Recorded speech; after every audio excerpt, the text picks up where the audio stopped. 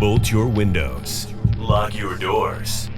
Check your closets. Look under your bed. And then prepare yourself. For it's another episode of Dark Knight of the Podcast.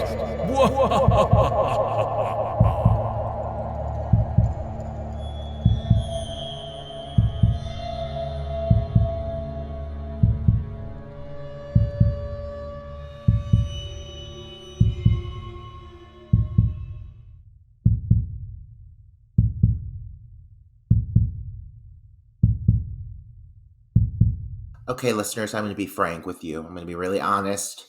I've been really focused all day on how am I going to lead into this episode, this My Bloody Valentine, the remake episode. I've been scratching my head trying to think of something, and I'm going to be honest.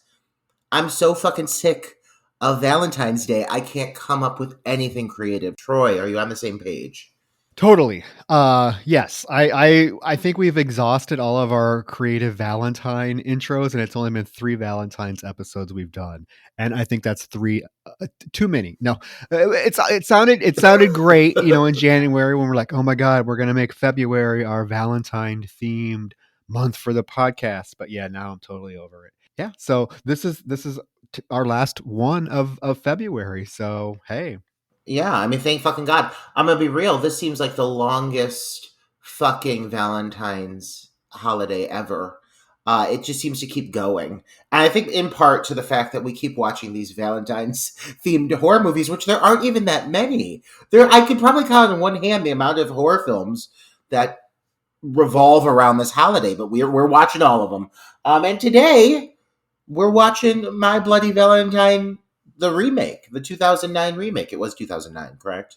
It was 2009. I cannot believe it.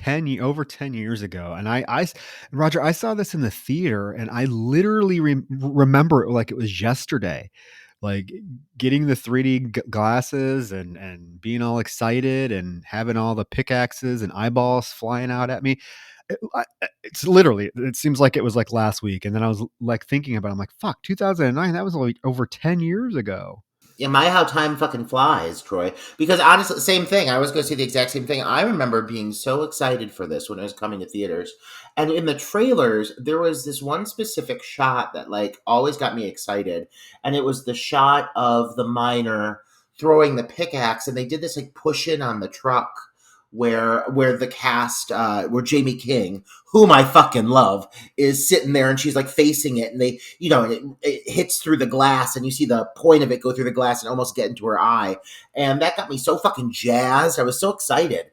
And it was palpable. This movie was really when it came out, it might have been the 3D fad or what have you, but God, this movie got me so fucking excited when it came out. I was excited about Jensen Ackles and Kerr Smith. Oh my God! Tag team me with those two. You can have Jamie King. You already claimed her. You have her. You know what? I'll take Jamie King. I'll take her. Give me Jamie King in Black Summer, who will kill anybody for her daughter. I mean, yes, give me Jamie King any day of the week. She's kind of underrated because I was realizing she's been in a shit ton of remakes. She's like the remake Scream Queen. She did this remake. She did the Silent Night, Deadly Night remake. She did the Mother's Day remake. And I'm probably missing a couple, but she's... Well, it is not a remake, but she also did that movie, The Tripper. Oh, yeah. Which is another slasher-esque film. So she has that, then she has Black Summer. The girl's resume is stacked when it comes to horror films. And like you said, yes, especially remakes, and especially remakes that are acknowledged as being stronger remakes. When you look at her resume, the films she's in, Silent Night, Deadly Night, that was a pretty solid reimagining of that film. I would say that the Mother's Day remake has quite a fan following because it's got some strong performances in it. And I would say that this film overall is a respectable addition to her resume. This is a pretty damn good film. Yeah, she has definitely quite the resume. It'd be cool to see her come up and do another horror film at some point here soon. Well, have you watched Black Summer? No, is that recent? It's on Netflix. It's a series. It's zombies. I know you don't. Oh, you don't love zombies, but let me tell you, if there's going to be a zombie series you could enjoy. This is the opposite of The Walking Dead. They're running zombies, first of all, but this is all about like single camera shots, long sweeping sequences, uh, slow, drawn out suspense. It's the opposite of what The Walking Dead has become at this point. So I say give it a chance, and listeners, give it a fucking chance. The second season was pretty stellar. I'll definitely check it out. I have a whole shit ton of stuff I have on my list to watch. And I'm slowly getting around to it, but we have this podcast. And when you're doing a podcast and you're going to discuss a film in detail, you can't just watch it one time, right? So it's it's the Valentine's shit I've been watching all month, Roger. It's just consumed me. I know. We need a cleanse. We need a good cleanse. I deserve a big box of chocolates, and I don't know what else. Well, you receive the chocolates, but I know what else you fucking need. You need a big something or other, and maybe one of our listeners can provide it in the comment section of our of our Apple Podcasts. Make sure to leave a big fat review for Troy, and not just the tip. Give him the whole thing. The fatter, the better. Fatter, the better. A Valentine's gift to Troy and to me. Yeah, the Apple Podcast. Give us a 5-star rating. Write us a little review because we know we entertain you, and so entertain us. Yeah, and for you guys, pretty soon, Troy and I are going to do a porn parody of My Bloody Valentine, the remake, because the sexual chemistry between these two, palpable. If you want to as well, if you also want to give us some last minute February Valentine's Day love, check out our Patreon, where we have some great stuff getting ready to drop on there for February as well. Kind of surprise type titles that you wouldn't expect us to cover. So that's going to be a lot of fun. So stay tuned for that. Yeah, there's a lot of good stuff. I mean, both on our Patreon and on our just standard episodes in general. We got some things in the works. You all better sit down and cross your legs. I don't want those skirts blowing up because we got some big things coming. But today, the focus is My Bloody Valentine, the remake, 2009. And as I was saying, this cast, it features 3 prominent actors, and we mentioned them. We mentioned first Jamie King, the female lead. And then we've got Jensen Ackles and Kerr Smith, who, like, let me tell you, at times I feel like these two are like just about to beat the shit out of each other, and other times I think they're just on the cusp of hate fucking each other. It is so sexy watching these two fuckers argue. I just want them to rip each other's shirts off. I mean, of course I do. I'm a gay man, but God, I can't imagine 2 hotter men in the leading roles of a film. Yeah, going at it the whole movie. You got to respect, this film, I think, does play a lot of nice little homages to the original film while doing its own thing. And first and foremost, it keeps the characters' names, which I appreciate. So you have Sarah, Jamie King, you have Axel, Kerr Smith, and Tom, which in the original one we just covered last week, it's TJ, but I think, what was it? I think his real name was Tom or something like that. So, but they kept the spirit of the original trio of the film. Plus, they kept the love triangle aspect of it. Yeah, they handled this whole aspect of the film with a lot of care. And I really feel that in many regards, the adjustments and changes they made to the focal characters, in fact, were quite beneficial. They skimmed down on the overall head count of like the focal core group of players, but that does provide more time for this whole love triangle to really like become something way juicier. There's way more meat for these actors to chew on, and there's a lot more strings tying all of these characters together. So I think they made some really strong choices that, at the end of the day, make for what I dare say would be a more thoughtfully written story. Well, I don't want to say this is anywhere better than the original film. I do think the story here is a little bit tighter. Yeah, I would agree. It moves at a little bit of a quicker pace as well. There are a lot of scenes in the original film that are just kind of there with, like I said, the multitude of characters. This one kind of takes all that and really puts the focus on, like we said, these specific 3 characters. There's really not a lot of secondary characters. which we talked about last week in the review for the original film. It's once they get to that party in the mine at the original film, there are so many characters, and keeping track of who's who and whatnot does get a little daunting at times. This one, I think, yeah, tightens that up a bit and gives us more of a clear focus for characters. Yeah, I think that's really well put. I think the term I would almost use for what they did with this is they streamlined the story. They made a lot of love triangle aside, they made a lot of strong choices that really raised the stakes. Like across the board, I think they raised the stakes here. They make decisions about what transpired both with the original issue, still involving the character of Harry, who is still this kind of like mysterious figure that looms over this town, but they involve these characters in both the initial events and the present day events, whereas the original film, the younger individuals were kind of just in their own little world, and everything involving Harry was just kind of like this kind of big story that everybody in town talked about. In this film, they're in it. The initial event, they are involved. So when he comes back, like I said, the stakes seem to be raised because Harry has beef with several characters. He has personal issues with several characters, and he's encountered all of these characters. So it seems like there's that much more motivation for him to target them specifically. Yes. So let's get into it. It's a good jumping point to actually jump into the film, right? So Yes. Oh yeah. My Bloody Valentine 2009 opens with a bunch of newspaper articles and a voiceover.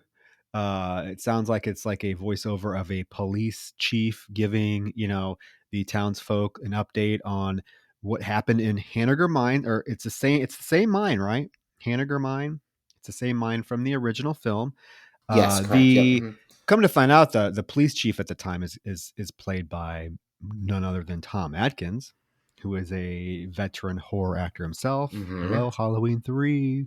But they kind of use the same basic story. There was an accident at the mine. 5 men got trapped in the mine. Harry Warden was one of them.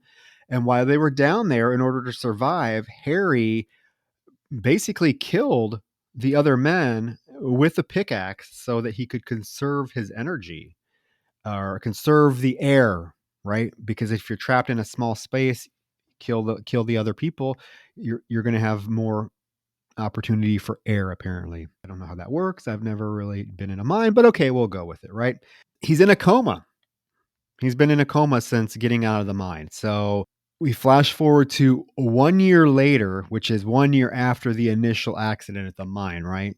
And we get this hospital scene where Harry is in bed in his coma, but he's having flashbacks of the explosion, and it actually knocks him out of the coma. He wakes up. The title card pops up, which if you're not watching the film in 3D, this opening scene with like the newspapers flying towards the screen and then the title card reveal, I hate to say it, but looks kind of cheesy and dated. Oh, Troy, I mean, that right there is something that I think needs to be acknowledged in general. It's not just this title sequence. One of the flaws of the film, and I love this film, but I gotta say it's one of the things that's hard for me to get over is how poorly this 3D animation CGI has aged over the course of the 10 plus years. I mean, it's like the equivalent of like a Final Destination 4. It's distractingly off. Not only that, but the way they shoot the movie itself has a very specific kind of look and flow to it to accommodate that 3D style of cinematography that was kind of resparking there for a moment in the late 2000s. This was one of the first of them, and it shows. It's very obvious in the fluidity of certain shots and everything, and just certain decisions they make. But some of these effects are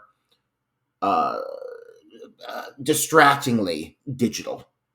Yes, and that is the huge drawback of using CGI for your special effects, folks, because it ages, and more often than not, it ages poorly. And I think that this is an example of some of these effects, these death scenes, and some of these effects aged extremely poorly, and it's only been 10 years. At least with practical effects, okay, they might not look the best, but I don't think they age as poorly as CGI effects do. I mean, look at the films from the 80s, all the films that we have covered that have tremendously effective gore scenes. We talked about The Prowler, Intruder, even the original My Bloody Valentine. All of these effects have aged very well 40 years later, and they're practical effects. So I guess my point is, folks, if you're making a film, unless you absolutely have to rely on CGI for your special effects, especially if it's a slasher movie, I'd warn against it because they do not age well at all. And this is a perfect example of it. And I will say that it doesn't ruin the movie for me, but it does prevent it from being what I think could be like a landmark, like revitalization of the genre. No, it doesn't ruin the movie. But I'm just saying, like, watching it this time around, I'm like, shit, this kind of looks really cheesy. I almost wish they would go in and like digitally fix it or what have you, because they were filming on a specific kind of camera for these 3D movies. I remember this being a thing, and it was a new style of like 3D technology, so they had to shoot these scenes a certain way. It's just a bummer. It shows, but whatever. It is what it is. Yeah, this was one of the first 3D movies that the whole entire film was very much looked. There was a dimension to the entire film. I can't. I'm skip. The word is escaping me. A depth to the entire film. Like when you watched it, it felt like you were actually there. This was one of the first films that used that 3D technology. Generally, like you growing up, or maybe me, because I'm older than you, but like 3D to me when I was growing up was like Friday the 13th Part 3, where the only thing in 3D were the actual effects that were meant to be in 3D. You know, like the eyeball popping out at you, the arrow when Vera gets shot coming towards you. This whole movie, this whole My Bloody Valentine 3D remake was in 3D. So when you were watching the film through the 3D glasses, the whole thing looked, I mean, there was depth to it. It looked like you were actually in the scene, which was unheard of for the time. I think this was one of the first movies that used that technology. And when seeing it in the theaters, it did prove effective. I will give it that. Oh, it worked. It was really awesome to see it in theaters. But like I said, I just noticed this time around, it's like, oh gosh, some of this stuff hasn't aged well. Harry Warden wakes up from his coma and basically slaughters the entire hospital because we get the sheriff, Tom Atkins, showing up, Sheriff Burke, and literally he has killed everybody in the entire hospital and drawn hearts on the walls. He even killed that poor nurse and stuck her heart in a Valentine candy box. I don't understand how one man could have single-handedly. I mean, like they're wanting to open with a bang. I get it, and like I said, this whole movie, it seems the goal, beginning to end, is raise the stakes, whether it's for the betterment of the film or not. Raise the fucking stakes. This opening, significantly more graphic than the story from the original film, where you got that little flashback about him being the sole survivor of the 6 men and eating the others. In this one, he doesn't eat the other 5 men. I think there's 6 overall. He's the 6th. But they do mention this whole side story of him having killed them with a pickaxe. And like, I will say that the story of Harry is kind of convoluted, because you could have removed this whole mystery of him killing the other men for the heir and just saying that he's the only one that survived, but was in a coma until now, and just, woke up from the coma and was so angry that then he killed all these people. For some reason, he apparently also killed these men beforehand as well. And it just makes for like, it's kind of convoluted, but the original story was also kind of convoluted. So in a way, it just feels like authentic. It feels very My Bloody Valentine. It just seems like there's like 1 or 2 like extra layers to the onion that they could have just peeled back and left on the cutting room floor, I want to know what he killed all of these people with. He didn't have a pickaxe in the hospital, I would assume. So what did he kill them with? How did he take them all by surprise? Like, did he one by one? Like, there's a lot of people. Okay, exactly. We're getting into the whole slasher. It's a slasher film. You know what I mean? Yeah. You suspend Yes. disbelief. And right now, one of the hottest, and I've been on social media forever, Roger, and I have never seen such a divisive response to a film in the last couple of days. And I'm going to bring it up now. Than I have to the Texas Chainsaw Massacre sequel that just came out Oh on my Netflix. I've just, my eyeballs have bled reading some of these posts about the Texas Chainsaw Massacre film. And I guess I'm bringing it up because it's like, if you're going into a slasher film, right? You got to suspend some disbelief. Oh my God, yes. And people are like all over that film criticizing it because the characters are making stupid decisions, or the characters are unlikable, or blah, blah, blah. I'm sorry. Have you never watched a slasher film in your entire fucking life? Thank you. I mean, Thank you, though. that is the, they've always been full of unlikable characters. They've always been full of characters making stupid decisions. And I get it, because the Texas Chainsaw Massacre film is a direct sequel to the original 1974 version, which is a classic, iconic classic. Okay. I think people's opinions and people's emotions are a little bit stronger because they have such a strong connection to the original film. And I get that. But still, it's a slasher film. You know, we were sitting here talking about this My Bloody Valentine remake, which, as you mentioned earlier in the episode, this is a pretty widely liked film. I mean, I remember to this day, this film gets a lot of praise. This film is full of stupid ass shit that characters do. The character that the killer is able to do way more than let's say the Texas Chainsaw Massacre 2022 film. Oh yeah. So it's like, you gotta be consistent at least. Yeah. You know, once I realized that, once I was watching the Texas Chainsaw Massacre film, and I realized, Roger, that the filmmakers, and I'm sorry to get off this little tangent, we'll get back, but I realized the minute I realized, you know what, these filmmakers have no desire to try to make a faithful sequel to the original film and match its style and the visceral effect of the first film. They weren't looking to do that. Once I realized that, I just sat back, ate my popcorn, and had a fucking blast with the carnage that was on screen. Expertly executed carnage. Listen, I don't give a fuck about I don't need to know any of their names. I don't want them to survive. If one of them survives, it means that's one less body to count. So I mean, I'm sorry. You and I will get into this movie, and I'm excited to discuss that with you separately because I have opinions, but overall, I fucking loved it. I think that needs to be a Patreon episode, Jack. Oh my God. Well, people are fired up, and everyone has opinions. That's why we're not putting it on our main feed, because we'll be canceled. Because apparently you can't have an opinion, about a film anymore without. I don't know. Okay, let's get back to My Bloody Valentine. Yeah, back to the focus. And one thing I do want to say that you said there, though, is I completely agree with you. In order to properly enjoy this film, you have to suspend your disbelief because it's chock full of absurd kills that shouldn't work. The killer throwing pickaxes and hitting the target. It's just absurd timing, like just by happenstance. Like it's really a stretch of the imagination, but it works. If you can kind of just live in this alternate reality, it works. Don't think too hard about it, because it doesn't even make sense. A lot of the scenes don't even make sense when you find out who the actual killer is. And you go back and watch the film a second time, you're like, wait a minute. Yeah.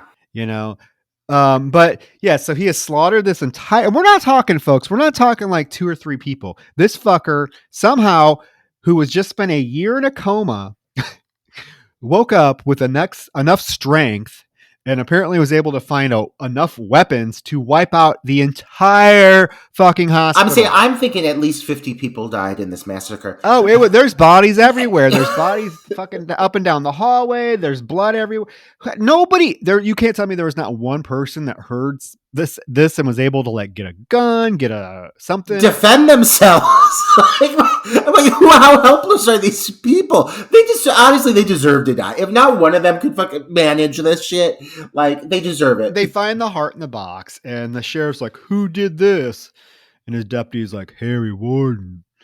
And the sheriff's like, "Harry Warden, he's in a coma." "Well, he must have woke up." I'm telling you, some great dialogue here, Roger. Oh my God! These 2 elderly, these veteran actors. This police department, at least this current generation of this police department, are so aged. Like they're the least intimidating police officers I've ever seen. They look straight out of a fucking nursing home. Well, But I love Tom Atkins, but the way he delivers this line, I started laughing. It's I like love it. he looks at the camera because his deputy is like Harry Warden, but he escaped. And Tom Atkins looks right at the camera, and his face is framed in this heart that's drawn on the wall, and he goes, "I wonder where he's going." It's like, oh, poor Tom Atkins. Couldn't you give him some better lines? At least he's got some good fucking scenes in this movie, though. I gotta say that. Like, he does the most with his material, and he has a pretty kick-ass scene towards the end of the film. I gotta admit it. But I do want to acknowledge that in the midst of all this, it has been stated through flashback that the whole reason for this whole mind collapse falls back on Tom's character. It's similar to the backstory from the original film. Remember the two gentlemen who chose to go off to the dance and let them it's to do with the methane. They let the methane levels get too high. This movie's smart. It cuts the dance out completely. There's no fucking dance, no talks of a dance. There's no dance. But they do keep this whole kind of backstory with the whole methane issue that causes the explosion. But now, in this restructuring, it falls back on the character of Tom. His father owns the mines. He's not the mayor. He owns the mines. And he he has his son working there for him. His son, Tom, is the reason for this explosion. So Harry is kind of, it seems almost in a way like, after he's done it with his massacre of thousands at the hospital, his kind of goal, it seems, is to actually find Tom's character, because he's woken up by the flashbacks of the interactions with him. So it seems like he's hunting him down because of what he did. Yeah, well, after this hospital massacre, we are at a party. They cut the dance out of the film, but there is this short scene of all of the characters. The younger characters are going to the mine to have their Valentine's party. So we get introduced to Axel, Irene, blonde Irene, Sarah, and Tom, who are headed to this party. And we learn real quick that Axel already has an issue with Tom, right? He's like bitching to Irene about, oh, I don't want that fucker here. Why is he here? Him and Sarah show up and they get a cute little picture together by Irene. And as they're going to the mine, Sarah is very conscientious of Tom's history with the mine. She tells him, hey, you know what? You don't have to do this. If you don't want to go in the mine, we don't have to. He's like, no, no, no, I'm good. We're here. We're going to have fun. But I forgot the beer in the truck. So I'm going to go back and get it. You go ahead. So Sarah goes into the mine alone. I do like the scenes in the mine. The mine scenes in this film, just like the original film, are very effective, very claustrophobic looking. You know, you do feel like you are there in these tunnels with the characters. As she's walking through the mine trying to find her friends, this random guy pops out and like scares her. Like he's like, ah, and she screams. He's like, oh, did I scare you? What, you think I was Harry Warden? And all of a sudden, the fucking pickaxe busts through his skull and pops his eyeball out. It's supposed to be a 3D effect. However, if you're not watching it in 3D, it looks very obviously CGI'd. Yeah, it's a rough note to start on. Is like the first. I mean, like, yes, we saw the reveal of what appeared to be a genocide in the hospital. But over here, this being the first actual kill on camera that we're seeing, it kind of does start with it's like a deflated balloon almost. Like it's the digital effect is just so bad. Some of them aren't as bad as this one, but this one, it just is a really weak note to start on. That, and like, because they're trying to tell this whole little chunk of the story, this flashback piece, it has its pros and it has its cons. Its pros, they talked about the whole relationship in the original film. They talked about the fact that they used to date. I like seeing it. Like, it's giving these characters so much more texture. However, now we have this whole situation of what is a pretty extensive flashback to open the film, and it just kind of keeps going. And it's very entertaining because they move it really quick. But at this point, like, it's already taken a while. They're not really going to take time to build up the suspense of entering into the mines. She kind of just walks in, runs into this guy, and boom. Harry Warden's there and he's killing people. And it just like kind of hits out of nowhere. And it almost feels kind of abrupt. Like I haven't had enough time yet to really spend any time with these characters or get to know them. So it makes for this flashback to feel kind of just rushed, especially in regards to these specific characters. We're in it, she's in the mine, boom, she gets attacked. That's a very good word, abrupt, because yeah, it happens very abruptly. Once this guy gets the pickaxe through his head, Harry Ward starts giving her a chase, and she's running through the mine, and she sees all of these dead bodies just littered throughout this mine, until Axel is able to grab her and pulls her into their little hiding nook with Irene, and they're hiding there, and all of a sudden this fucking random dude shows up, calling for his friend Jason. He's like, "Jason, where are you?" And they're trying to like silently warn him that Harry's like right up there, but the dude sees him, and it's pretty much too late because Harry starts chasing him, and he turns around to run and runs right into a fucking beam. Something I would do probably. Bashes his head on the beam and falls so that Harry's able to come and put the pickaxe through his face. A pretty good effect, I'll say. Like in contrast to the other one. Because they don't linger on it. It happens really quick. Yeah, it's well executed sequence. I think another thing that I noticed at this point that kind of stuck with me over the course of the whole film, while this movie does a really good job of embracing the feel and the vibe of the original movie, it doesn't feel nearly as blue collar. I mean, you get a lot of beautiful sweeping shots of the city, of this dying city, but you don't meet as many of the characters that live inside of it. And so the few times that you see some of these random, like, I don't know, teens or 20-somethings partying in this mine, what is that even? Like, how do people party in mines on a regular basis enough to tell multiple stories worth of people having these goddamn parties in these mines? But all of the characters I get introduced to within this specific segment feel very inauthentic. They're literally just fodder. Each one has maybe a line and they're killed. One chick, she literally just runs into the shot and gets a shovel through her jaw in the middle of this fight. But these characters, they're not anybody who we've ever seen before. We have absolutely no connection to them whatsoever. And one of the perks we talked about the last movie is that even with the smaller characters, it found a way to give them some humanity. Like Sylvia having the little moments that she does before she dies. I still feel like she was a fleshed out character, even though she didn't do a ton. This movie, you see so many bodies just scattered all over the place. Random people in this opening getting killed left and right, but they have no real connection to the story. They're just kind of there, and it feels awkward. There to up the body count. Yeah, I mean they're attacked. There's a struggle with Harry. Once he kills this random kid, they get out of their hiding spot, and Harry's able to attack them. He knocks Axel down, and Sarah attacks him with a shovel, hits him. And this is where this girl, where's she come from?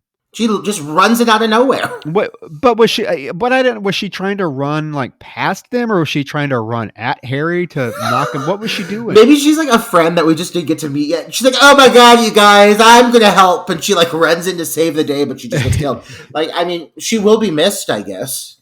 She runs into the scene and is immediately dispatched with the shovel. She has the shovel shoved into her mouth. You don't even see her face without the shovel through it. No, that's how you quick don't. this is. She's pinned up against this beam, and then he takes his pickaxe and hammers it into her head even farther. So basically it chops her head in half.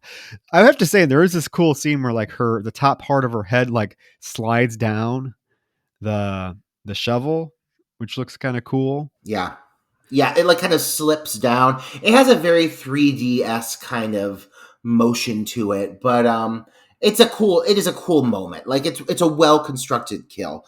This leads to all of the focal characters fleeing together. You've got Irene, Axel, Sarah, and they do encounter Tom. He does group up with them. So they take off running, and the killer is right on their heels, especially close to Tom. So he's the last one behind. One by one, they reach the vehicle, and they start getting into the vehicle. The killer does manage to swing his pickaxe at Tom. He doesn't injure him, but he does knock him to the ground. And he walls himself off so that he is between Tom and the vehicle, causing Sarah to flip her shit, understandably so. Well, yeah, and this is when they get into the truck, and this is it's Axel, Sarah, and Irene get into the truck, and this is when Harry throws one of his pickaxes, and it hits the windshield and goes into the windshield and misses Sarah's face by like a half an inch. Yeah, this is a shot that even with it having a CGI gloss to it, this sequence still works for me. Like I love how this just does that push in on the vehicle. You see her face look dead into the camera, and boom, it busts through the glass. It's like not even an inch away from her eye. No, and in 3D, I remember this looking pretty damn fucking cool. You actually jump, like it looks like it's coming right at you, but it's still really effective. They take off. They leave Tom there, and actually, in the mine, Harry is going to kill Tom. He raises his pickaxe, but then he's shot several times by Sheriff Burke shows up to save the day just in time. Just in fucking time. And this does kind of culminate with this big moment where Harry is pursued into the mine. He gets shot a couple times. The sheriff and his deputy take off after him, leaving Tom behind injured. And the flashback kind of ends there. It leaves you hanging whether or not Harry was actually taken care of. We cut to 10 years later. And to me, this whole scene with like the newspaper report or the news anchor doing this news report, even the score sounded and reminded me, the way it's filmed reminded me of the closing of Scream, the original Scream, where Gail is standing outside the house giving her news report, and there's the score, the music's playing, and you just get this wide sweeping overview. This whole scene screamed screamed to me. A lot of this film, Roger, screamed to me. And it makes sense because the director of this film, Patrick Lussier, actually edited every single Scream film. He worked with Wes Craven very closely on editing Scream, Scream 2, Scream 3. He edited New Nightmare. So I don't know. I don't know if it's just coincidental but it screams to me. There's the news anchor giving her little, oh, it's the 10-year anniversary of the murders that happened when Harry Warden went on his murderous rampage and killed 26 people. Here's the sheriff with his what do you have to say, sheriff? And it's Axel. Axel is now sheriff. An interesting twist on the original story. And a nice layer, I have to say. And you know what? I'm going to agree with you on that. The Scream vibes. You know what I think also helps that, Troy, is the fact that while this doesn't feel, like I say, it doesn't feel quite as blue collar as the original film, it does feel small town. And the original Scream felt very on the outskirts of town. You know, the houses being set out in more of a rural area with a lot, like big open lawns and everything. When you do get some of these house sequences towards the end of the film or the middle towards the end of the film, have a very similar vibe to them. Big old wooden houses, with big staircases, stuff like that. So I see exactly what you're saying. I think a lot of it's the setting. And the overall vibe, the suspicion behind who could be behind the mask. Is it Harry or is it somebody else? I agree with you on that. So at this point, we are now in the present day.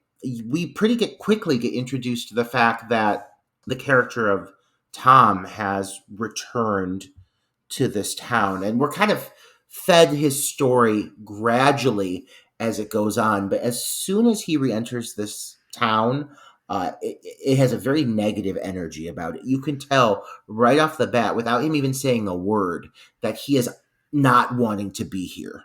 Well, we also find out though that Sarah is now married to Axel, which is kind of the big plot twist in the film.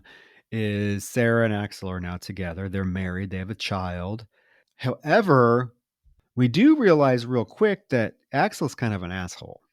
I don't even want to say kind of an asshole. He is an asshole. Oh God, because yeah. after Sarah goes to, they're in the local diner together, and he's on the news. They're watching the news and whatnot. So, and Sarah comes in and she's giving him a kiss and everything before work, and they're just kind of joking around. He's like, "You missed me on TV," and she's like, "Oh, were you good?" And whatever. He leaves And we find out that he is having an affair with the young girl, Megan, who works with Sarah at the grocery store. When we say young girl, let's be clear. This girl appears to be wearing a training bra. Like, I mean, she is, I'd have to say maybe 18, 19 years old. Like, it really paints Axel in a poor light, not only because he's cheating on his lovely wife, who has spawned him a horrifying looking blonde child, but also the fact that, like, he would be sleeping with a girl so young. It's so uncomfortable. And the story gets only more uncomfortable as it goes on, to be honest. But yeah, that's Megan, the seductress, the cherub harlot that's got eyes for Axel. She's always watching. Well, not only that, Roger, there's a plot point that is brought up here, but is never revisited, and there's no point to it at all. It's that she gives him a Valentine box of chocolates after they're done fucking. Well, she does say, "Oh my God, why do you bring me to this creepy house? Can we get a hotel next time?" And he's like, "Oh yeah, that'd look real nice." The sheriff pulling up to a hotel and checking in. And so she gives him this little Valentine's box of chocolates, and he opens it, and there's a card that says, "Forever yours, love, Megan." And he's like, "Oh, well, I didn't get you anything." And she gets real close to him, and she's like, "You already have. I'm pregnant." This girl is so fucking thrilled to be pregnant with this man's baby. But this is never brought up again. No, I think the only thing that this really ties into is the whole, this card and heart-shaped box of chocolates remain in this location. The house that they're fucking in, it's Axel's father's old home. It's like abandoned now. But it's a location that comes into play multiple times. So this is just a motivator for her to leave this gift here. The one that, or Axel leaves this gift that she provides here, because this card does get discovered later. But the baby aspect doesn't get brought up. The only thing I can think of is there is a scene later involving Megan in which I think it gives it a little more shock, knowing the fact that she is pregnant after what happens to her. You get what I mean? I think that might have been the only reason that they threw that in there, was to just add that extra, like, oomph to what inevitably happens to her. Or to plant, suspicion on Axel being the killer, because obviously if she has this baby, it's going to become pretty common knowledge probably who the father is. I'm sure she's not going to hide it. So it would make sense that if he was the killer, he'd want to off her, right? So now we cut to Tom is in town. He goes to check out the mine, but he doesn't really go in. He just kind of drives up to it and looks at it. It's a very ominous looking mine. He goes back into town and knocks on elderly Ben. Ben is, I guess, he's one of the workers at the mine. He's been there forever. And Tom goes to his house and's like, "Hey, I'm here to sign the papers." And Ben's like, "Oh, well, they moved the signing to Monday, but you want to come in and have a drink?" And Tom agrees. And immediately Ben starts like scolding him, like for selling the mine. Like, "You can't do this. What are you doing? The mine is this town's bloodline. Your father would be so disappointed in you." We have to mention Tom's father recently passed away. And Tom's like, "I don't care about this town. It's not my problem. I'm selling the mine, and that's it." And this Ben dude is like, "Here, well, tell it to your father," and like hands him the box that has Tom's father's ashes in it.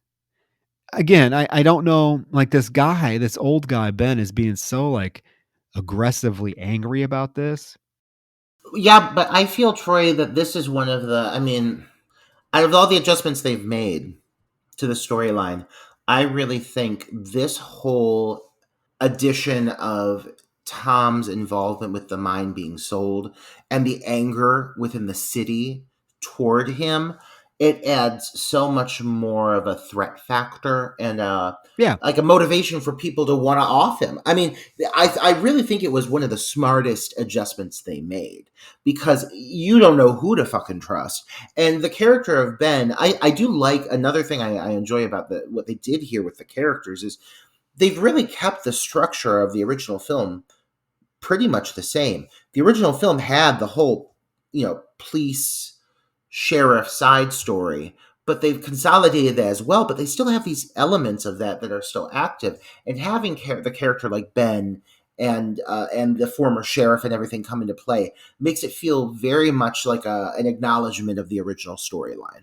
Yeah, no, I like that concept. I'm just like, I think I understand, and I understand why they're doing it. I'm like, they're trying to, because at the end of the day, if you've seen the first My Bloody Valentine, you're going to realize that more than likely the killer is not Harry Warden; it's somebody else. So you're going to Mhm. try to figure out who it is, and they use this plot point of the townsfolk being angry at Tom for selling the mine, I think, to try to give us more red herrings. But I would never in a million years buy that this elderly old man is the one that's going around killing everybody in town. Right. But he's just so angry about it. Well, he did sound. Wasn't he his father's former partner though? I don't know if they're a partner or what, because Tom's like, I'm the primary shareholder now. I don't know. I didn't gather what his responsibility is. I know that when he goes to the mine later in the film, Ben is there, like working in the mine, or he at least goes to look for Ben working in the mine. But after he leaves Ben's house, he goes to the Thunderbird Motel Oh my god, this joint. to check in.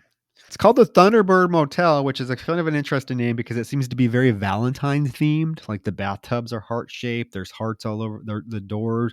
Numbers are heart shaped, but it's called the Thunderbird Motel. As he's approaching, this little bulldog, French bulldog, comes running out, and Tom picks it up, and we are now introduced to the little woman that runs the motel. Well, I don't know. Does she have a name? That's what I was thinking. I don't know if she has a name or not. Well, I mean, know that her four-legged child certainly has a name. It's Lois. Lois, yeah. Lois. And you hear it about 30 times. Lois, get back here, Lois. Lois. Like, this woman, listen, this woman is here for shock and effect. And for her purpose, she does a great job. I did not expect this woman to come strutting out of this place, but here we are. She's wearing cowboy boots and a usually busty top, and she immediately has eyes for Tom. She doesn't say much, can't really get a lot of dialogue out too well, but she is. But for what she lacks in acting abilities, she certainly makes up for an effect. Well, she's wearing that little jean miniskirt and these cowboy boots that are probably 5 sizes too big for her. She's literally about 3 foot tall. She's a little. I mean, she's a little woman. She's very tiny, and they definitely, I think, cast her specifically as such. I think. Oh yeah. It's unexpected, but I mean, she's one of the best parts of the movie. She actually gives him a room, and he's walking to his room, and we hear a couple that are fucking, and of course his room has to be next to their room, so he's going to be kept up all night. He's even like rolling his eyes, and he gets his sleeping pills, take his sleeping pills to be able to deal with this fucking loudmouth woman that's being fucked next door. But we find out, lo and behold, who is it?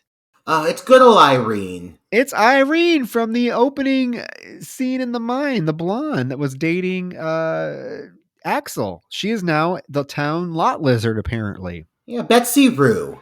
Betsy Rue, an actress who's got. I mean, this woman is devoted to the craft because what's to come for the character of Irene? She doesn't have much time left on camera, but it's certainly a memorable fucking sequence. I'll say that much. I also want to acknowledge that the man who she's riding, Todd Todd Farmer. Farmer, who's first of all looking good, looking real good. He wrote the screenplay for this film. Yeah, he also wrote Jason X. Yes, he wrote Jason X, and he wrote this screenplay, and they got him to do this nude scene. Bless their hearts, because he has a nice little ass. Oh my god, it's a plump little fanny. It looks really nice, and it's got a little jiggle to it. You get a lot of it. But yeah, so after they have this very intense sex sequence in which Betsy Rue acknowledges her beauty in the mirrored ceiling and everything, there's a moment where she discovers that this truck driver, Frank, has been filming their sex session, and he has a little camera. And she is none too pleased. Irene is actually rather irate, and she proceeds to reach into her bag and pull out a gun and make the bold decision of strutting across a gravel parking lot, fully nude. This woman, the rest of the time that she is alive on camera, and dead, actually, this woman wears nothing but a pair of massive stripper heels. You are seeing no, and we're not. If you have not seen this film, you are seeing a completely nude. That is her whole scene. She is nude from top to bottom. Bless her heart, though. She was devoted to this role, and she's quite effective, I think. She storms out, and he's getting into his truck, and she's like, "Frank, God damn it, give me that video, or I'm going to shoot you." And he's like, "Listen, Irene, I don't want you anymore, and I know that gun's not loaded." And she's like, "Oh, fuck you," and she throws it at him, and it hits him in the face.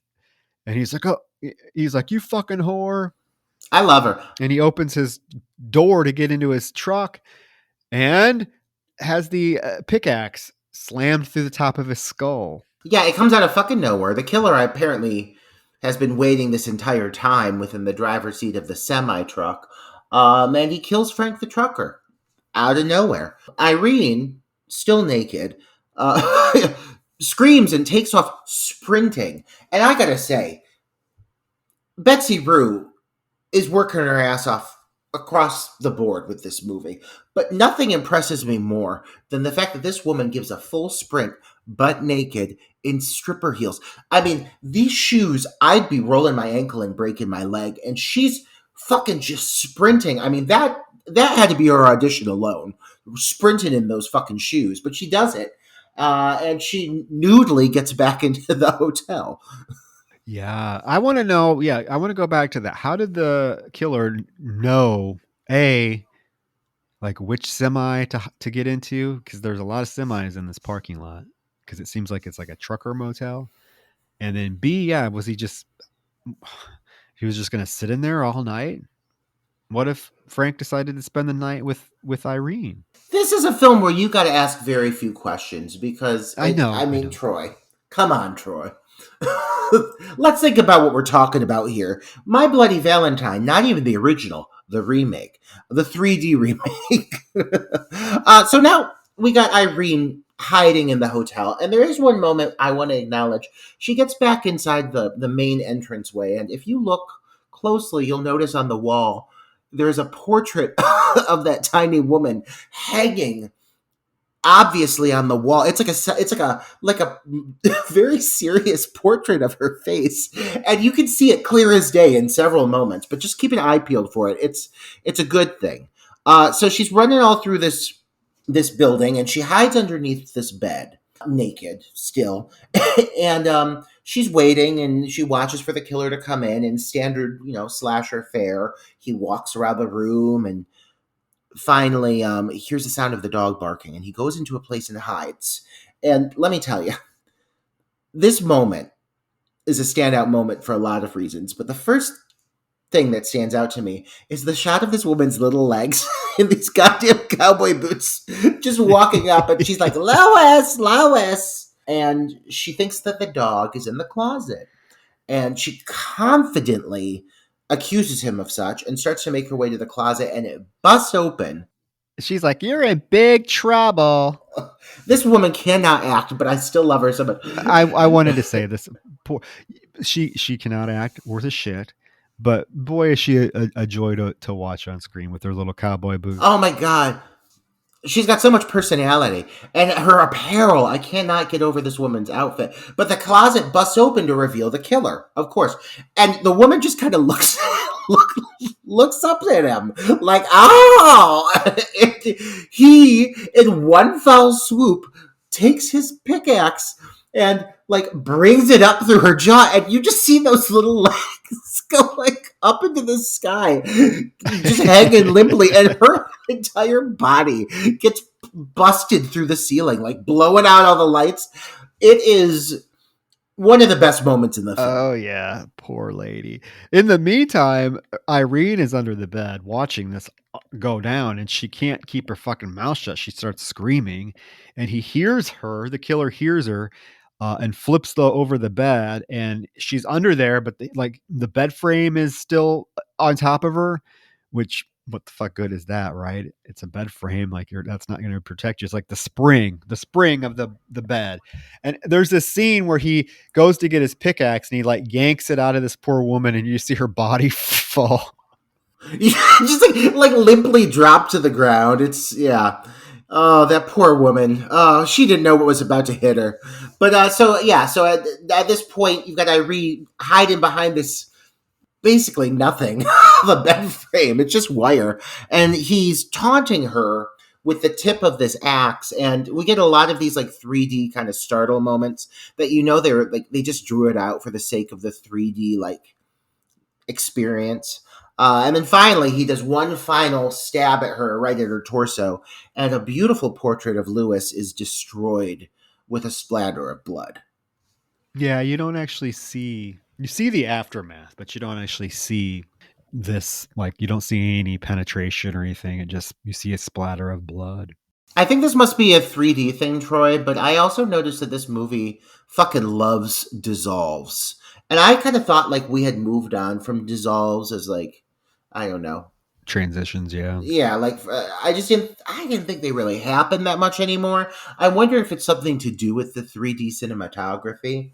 But there are more dissolves in this movie than anything I've seen for the last 50 years. Well, the next day, the cops, the Sheriff Axel, and his deputies show up at the scene. They find the dead Frank laying out in the parking lot. They find Irene in the bathtub, the heart-shaped bathtub. Now her chest has been cut open, and her heart is removed. It's very graphic. It is very graphic. Like you see the whole slit from like her top of her chest all the way down to the bottom of her gut, and it's just like this big black open hole. It's really violent. They're wondering who could have done it, so they check the hotel reservation book to see just who's checked in the previous night. And of course, Tom's name is there clear as day as the last person that's checked in. Dun dun dun. And then to top it all off, a very lesbian police officer enters the room, and she says, "Hey, sheriff, we found a camera. You ain't gonna believe what's on it." She's blown away by. Oh, you're talking about Officer Ferris. Oh my god, she is a lesbian. Lesbian. I love her. I can't get enough of her. I also love all the little details associated with the film, even in like the tiny little the tiniest of details that they kind of associate with certain scenes. Like the next scene that we go to is Sarah at her place of work. She works at the supermarket. And I know this is so subtle, but if you remember the original film, there's the scene where TJ picks Sarah up from her job and she gets pulled out of the supermarket that looks very similar to this specific supermarket. And they even kept this tiny little detail of something so minuscule. And I don't know if they did that on purpose, but because of that, it feels like, again, very authentic within this universe. It feels like very self-aware, you know? Well, and Tom shows up to surprise her, and they have a very abridged version of the exact same conversation that TJ and Sarah have in the original, where she is almost crying, asking him why he left her. Nobody knew where you went. Where did you go? You just left me here. But they're having it in the supermarket, so they did keep that as well. They do a lot of nice little nods to the original. He does notice a picture behind her of her, Axel, and now they're that children of the damned looking child that they have, that blonde thing. That platinum blonde that looks like neither of them.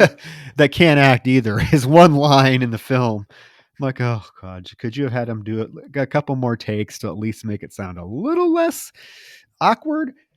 In my mind, that child was a prominent element of the original script, and he was cut down to what he is in this because he simply cannot act. Because this kid is horrifying. He's scarier than anything else in this movie, and like you could just tell he's so uncomfortable on camera. He had to be related to somebody in the film.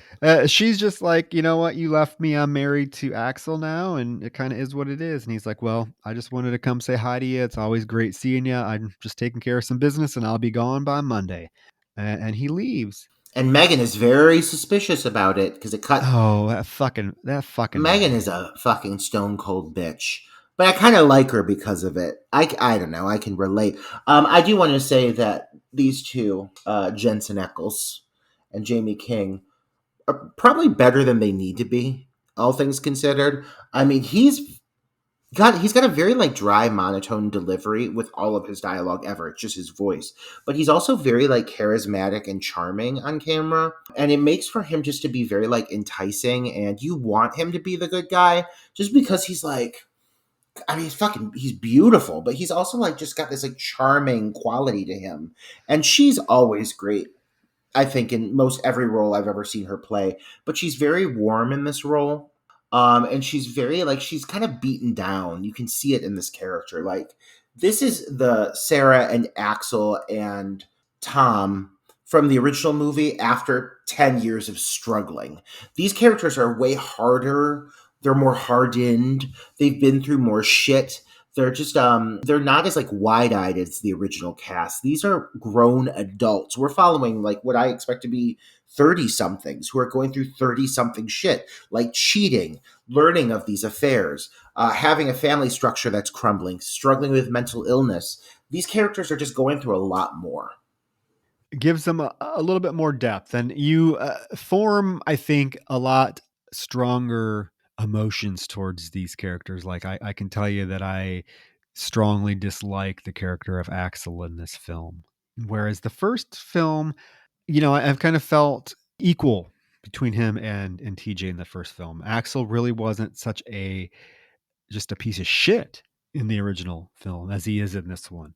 He does call after Tom leaves. He calls Sarah to tell her that Irene was murdered. Because actually, we forgot that before Tom shows up, fucking Megan runs in and she's like, "I'm sorry, I'm late again, but there was a murder at the motel. There was tons of cop cars there." Well, Axel calls Sarah and tells her it was Irene. At the police station, we see Axel's watching that video of Irene running from the semi butt ass naked when Officer Ferris, the sensible lesbian, comes in and she's like, "You got a Valentine." Of course, it's a heart shaped box. He opens it and it's a heart. It's Irene's heart is in the Valentine's Day box. I really like that. If you think about how the original movie opens and how this all kind of plays out, they're hitting all of like the key moments from the original film. The blonde, like the beautiful blonde getting killed, you only saw her for a few seconds in the original film. Here it's a big fucking chase scene, but it has the same result. The first victim, the first heart. There are so many little winks to the original movie. And here, when the presentation of the heart, it's pretty much dead on the exact same moment, executed in very similar fashion to the original film when they received that the first box in the police station. Because they received one at the police station. They do it in a very similar way. It feels like, again, that same universe. This is very much acknowledging the presence of the original movie and trying to homage it, acknowledge it, respect it. Yeah, it's trying to hit all the beats of the original film, but again, I think it's doing its own thing quite effectively. I must say. Now, Tom goes to the local bar just for a drink and is immediately just attacked by the old townsfolk. This old man that looks to be in his 80s runs up and punches him. He's like, "God damn you, son of a bitch! You're the reason he's back. Harry Ward's coming back for you." And like everyone starts to attack Tom and punch him, including like Red, who comes into play here in a few scenes later. But Red grabs him and is like, "You came to the wrong bar, kid," and tries to punch him, but Tom moves out just in time and he punches a mirror. And finally, Sheriff Burke is there, or ex-Sheriff Burke, and he just like, "God damn it, you guys, shut up and settle down." And he's like, "Tom, you need to get out of here." Tom's like, "Yeah, I know. I'm selling the mine and I'm out of here." And he's like, "Yeah, well, I've saved your ass twice before and I won't do it again." I don't know. Again, a scene that shows, I mean, I understand the purpose of the scene, definitely to show that there are multiple people in this town that are not too pleased with Tom and his return and what he is trying to accomplish. So any one of them could have a pickaxe to grind. But again, I mean, it'd be a little bit different if it weren't like 80-year-old men that were that were the ones that were attacking him, because obviously I'm assuming just from what how I've seen this killer move thus far that it's probably not an elderly gentleman who. Yeah, these old men are riled up. They're riled up, but they ain't doing any killing because they can barely throw a punch. But I do think it's symbolic of just how the whole city feels about him. And it's more there as a reminder that as long as Tom is in this city, which they did change the name, by the way. I don't think we even acknowledge that. It's no longer Valentine Bluffs. That was the name of it. Yeah, it's Harmony. So again, similar concept, but not the exact same thing. But as long as he's here in Harmony, really, I don't think there's anyone that doesn't hate Tom. Tom is just loathed throughout the town. And this is just a reminder of that. It does result in Red going in to punch him and instead smashing his fist in a mirror and injuring himself, which just does come back into play. Tom leaves the bar. Back at the Palmer residence, Sarah goes in to Axel's office and he's watching the tape of Irene having sex, which is kind of perverted, but there's a reason why he's doing it. He asks her if she's seen Tom and she's like, no. Well, she's like, yeah, he stopped into the grocery store and said hi. He's like, well, isn't that sweet? The love of your life coming to see you. And she's like, he's not the love of my life. And he's like, oh, well, how do you explain this? You left it on the dresser. And he like tosses the picture of Tom and her that was taken at the beginning of the film by Irene, tosses at her. I'm like, dude, you are the one fucking this like 18-year-old grocery store clerk, and you're upset that your wife is talking to her ex-boyfriend and being an asshole about it. And at the same time, like, listen, Sarah, I don't feel bad for you at all because, yes, both of these men are extremely problematic, but my God, could you have landed two sexier fuckers in all the land? Like, good for you, Sarah. Figure it out. But no, I mean, Axel. One thing they do here in this version, and you mentioned this about the last one, how both Axel and TJ, while there's reason to suspect them, you still liked both of them. Here I feel like they try to do the opposite. They try to push it as far as they can to make either of these guys seem more and more suspicious. And it does go back and forth, but they really try to like layer it on thick here. And at times it does feel a little bit forced just because they're trying to paint such a bad picture of both of these guys.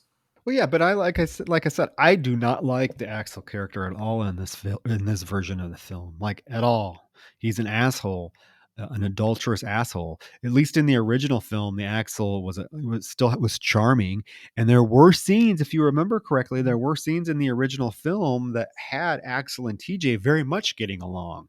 This you don't ever get that. Anytime Axel and Tom are in a scene together in this particular version, they are at each other's throats.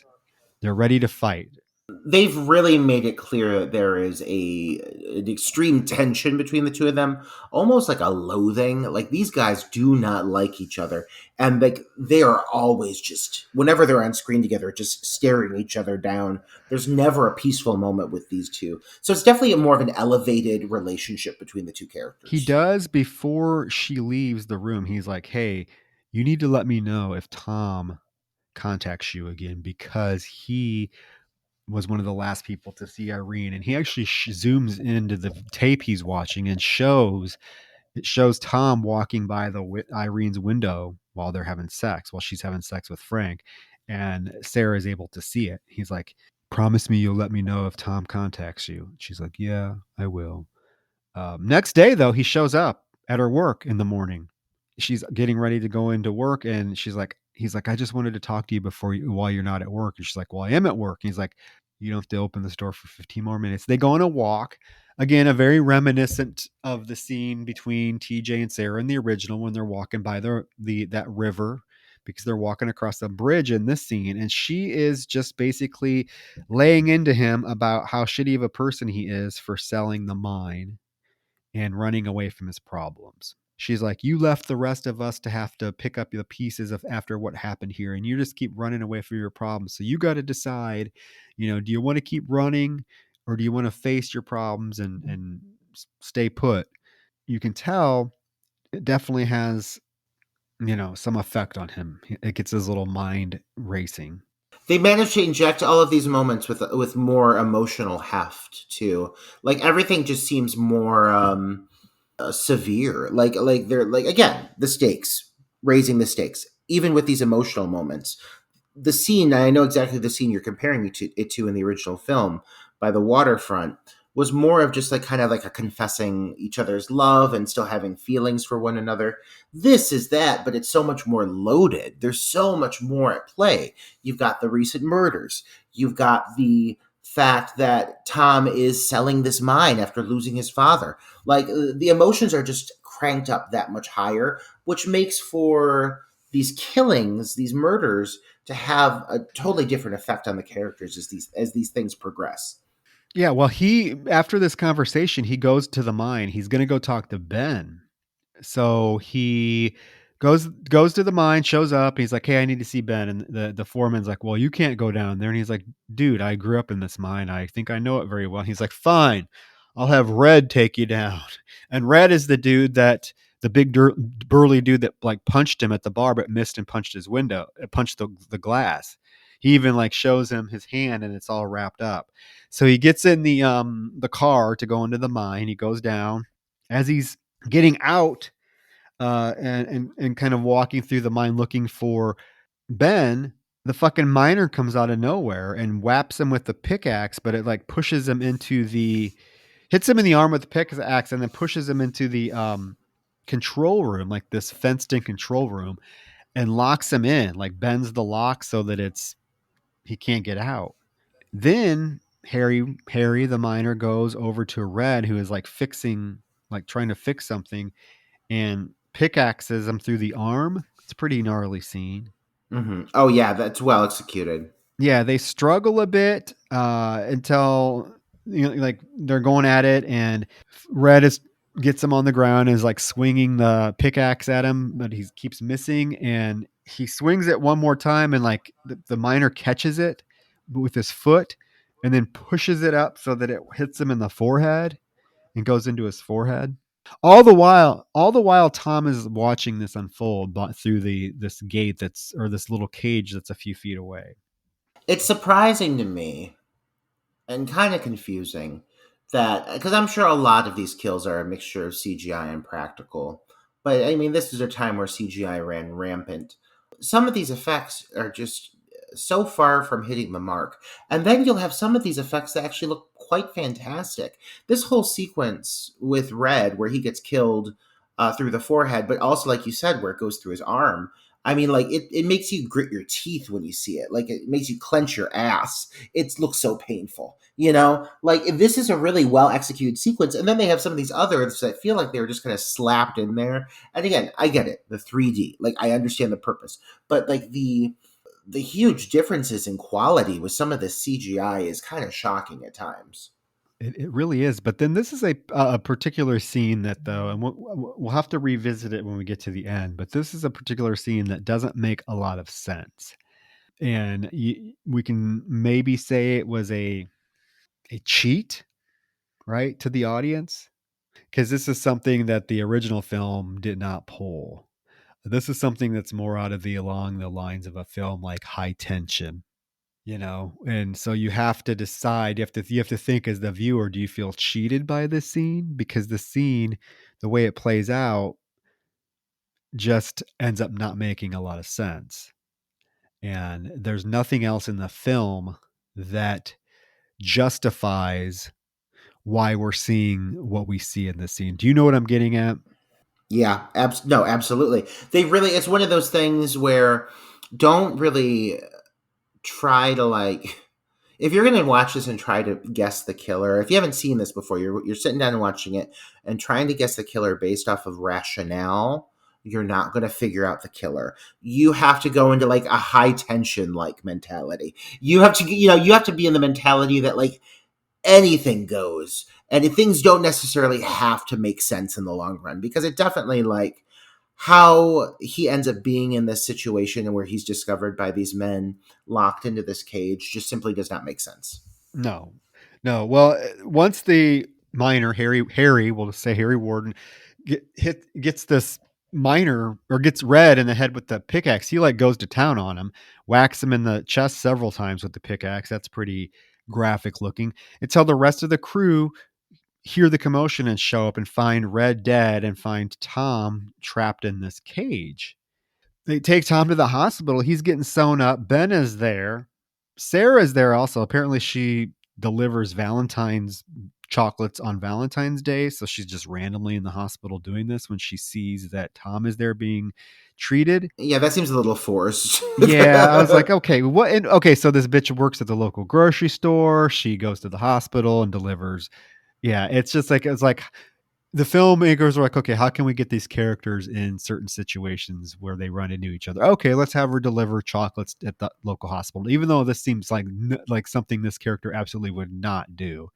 Right? She's a mother. She's working full time at a grocery store. I'm sure she's not taking time out of her day to go deliver Right. chocolates, but she sees To all the random doctors. yeah, it's there's like this random doctor, like he's like, ooh, I want what you got. Can I have one? And he's like being very flirtatious with her. I'm like, you're a creep, get out of here. Tom is being very adamant that it was Harry Warden that killed Red. Sarah goes into the room and she's like, what are you doing here? And he's like, I was attacked. She's like, by who? And he doesn't answer, but Ben chimes in sarcastically. He's like, oh, Harry Warden. And Sarah's like, Harry Warden, what were you doing at the mine? And he's like, well, I went there to tell Ben that I'm not selling it anymore. Axel just happens to come in and hear that. And he's like, why? Why aren't you selling it anymore? Did you run into something in town that's making you want to stay? And this is when they get in a little argument about Tom's like, you've always been jealous of me and Sarah. Axel is like, okay, we need to tell him the truth now. This is ridiculous. He's blamed it on a Harry Warden, but we need to tell him what really happened. And it is revealed that Sheriff Burke and Ben actually took Harry Warden out of the mine that night, Yeah. shot him, killed him, and buried him. So there's no way Harry Warden can be alive. And to prove this, they take Tom to the site where Harry was buried. However, when they get there, it looks like the hole has already been dug up. They blame it on animals. They're like, well, shit, animals must have come and got the bones and scattered them. But now we're like, as the audience, we're like, not that we probably really thought so, anyways, but now it's pretty even more apparent that it's more than likely not really Harry Warren that's killing off all these people, right? Yeah, they're definitely like at this point, some of them are trying to make excuses as to why it's not Harry. But all signs seem to be pointing to yes. A little too obviously so, I think, to the average, to the smartest individuals in the room. So they basically, at this point, are aware that whatever is going on, whoever it is that's behind these murders is aware of what happened with Harry and the fact that they hush hush hid this body where they thought nobody knew. Yes, because they obviously came and dug it up, or at least are aware, yeah, of where this was at. They go back to the station so that the sheriff can question Tom, because Tom still is a prime suspect because he was obviously there at the motel when Irene was killed, and he just happened to be in the mine when Red was killed. So the Axel is like questioning him. He's like, dude, you were there. So what's going on? And Tom's like, I'm staying in town. Like I didn't do this. I'm staying. I'm not selling the mine. This is when Axel gets like an attitude. He's like, you should just go. And Tom is like, you know, Sarah settled for you because she really wanted me. And Axel like punches him, and they get into this brawl. And Axel tells the deputy to take him to the jail, or take him to one of the cells and lock him up. And the deputy's like, I can't do that because it was just confirmed that he was locked in that room when Red was killed. All the men down in the mine confirm it, so it could not have been him. I don't understand how that worked, but we'll get to that. We'll get to it. We go to this moment where Ben is escorting Tom out of the police station. And it's funny because every time Ben kind of has like words of wisdom or anything for Tom, Tom just kind of treats this poor old guy like shit. Like he's always just kind of like disregarding him. And even though Ben kind of like got shitty with him in the first time they were on screen together, I think a lot of it was coming from like respect for Tom's father and like having worked alongside Tom's father, and it was more feeling like betrayed. Like if anything, I just think Ben feels betrayed by Tom, regardless, you know. But Ben is talked down to a lot by Tom. I mean, if I was Ben, I would tell Tom to go fuck himself.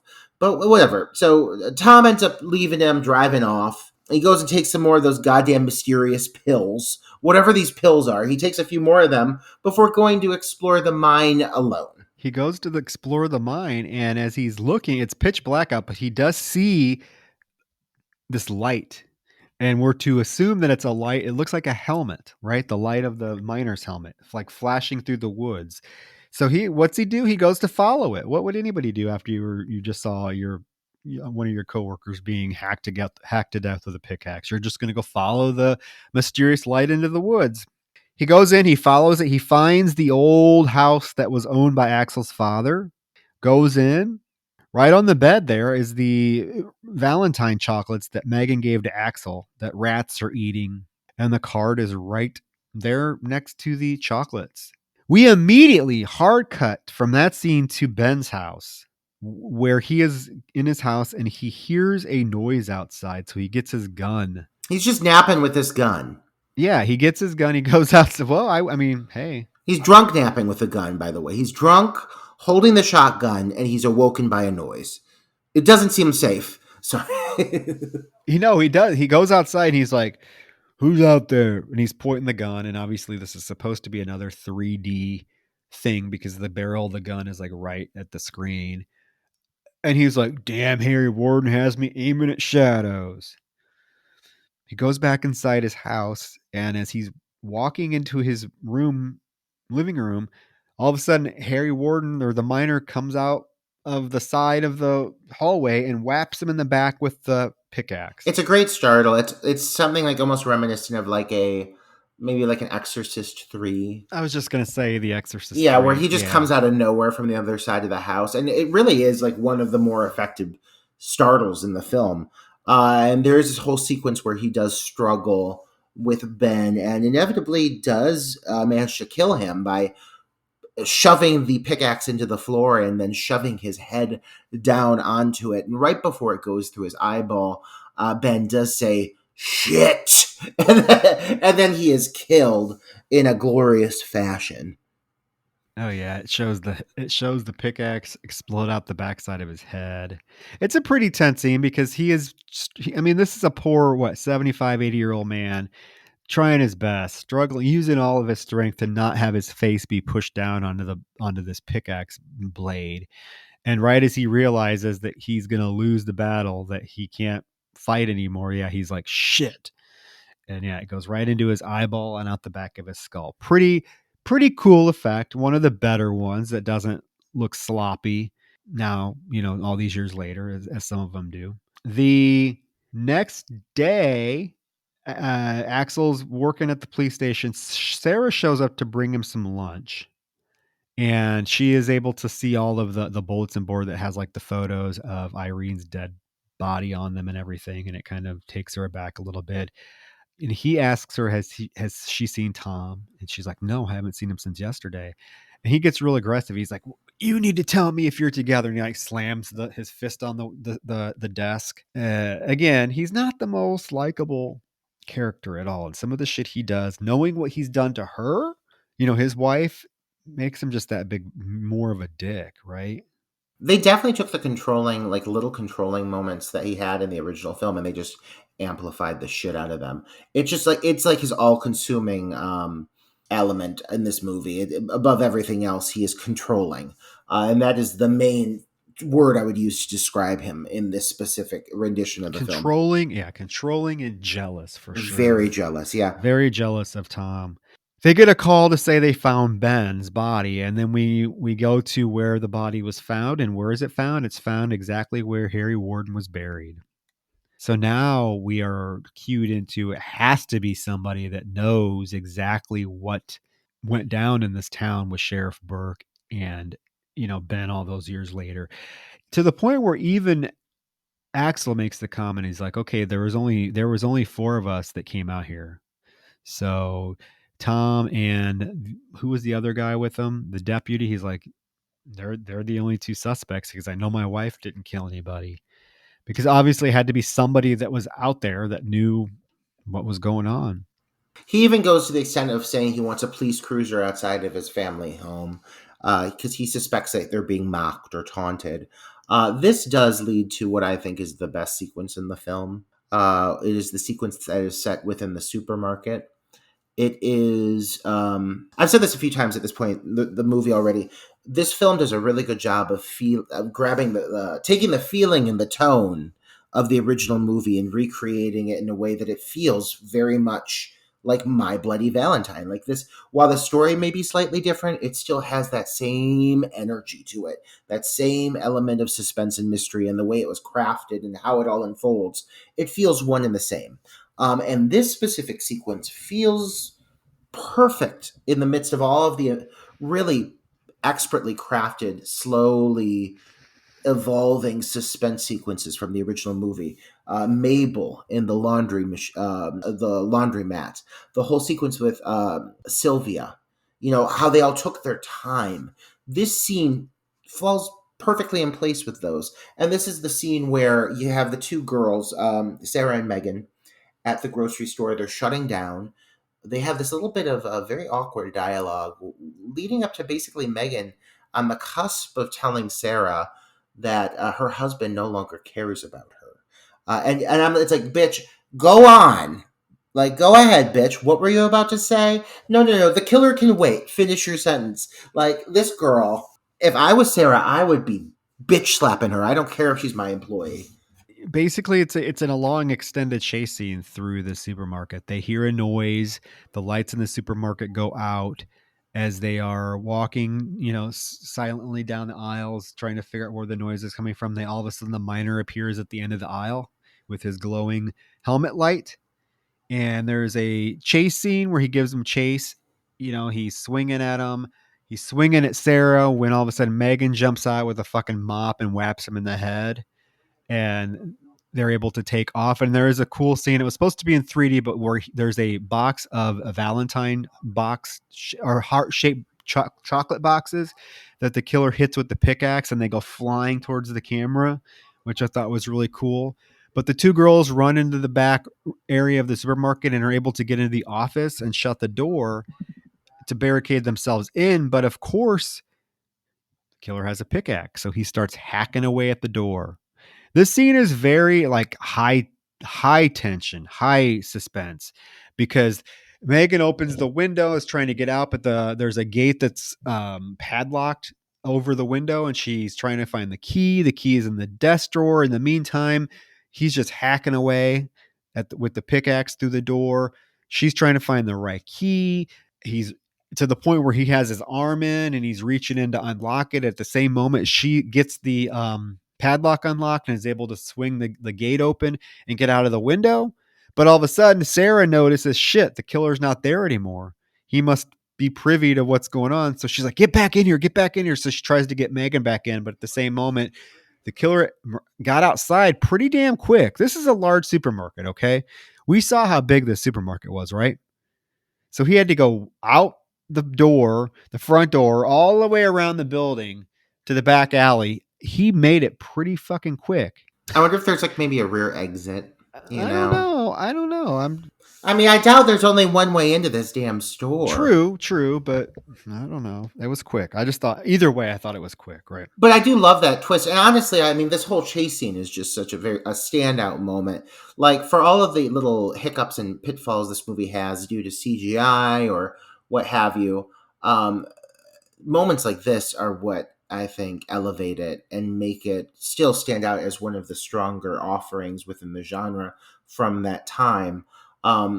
This is really 3D or not, shtick or not. This is just a good scene in a horror movie. Oh yeah, like I said, very high intensity. You're on the edge of your seat here. But he does pull Megan out of the window and get her, and then he's jumps back into the window and swinging at Sarah. And there is a scene where he gets his pickaxe, like goes down the front of her shirt, and he's like yanking her, and she's able to break free, but does get her hand caught on the pickaxe and gets a big old slice down her arm.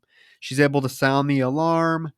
get out of the office and run back through the supermarket to the front door, where she runs into Axel, who's conveniently there, right? Yeah. And of course, because of the timing with Axel being there, immediately you, the viewer, go to the mentality, oh, how did he get there so quickly? He has to be the killer. I now suspect Axel. This movie is really good at like taking like the suspicion and the blame and placing it on one person, and then suddenly something else happens and you suddenly start suspecting them for all these reasons. Like it's not easy to identify one character as being the killer and stick with it throughout the whole film, much like the original movie. So in that sense, they capture that same feeling, that same energy very well.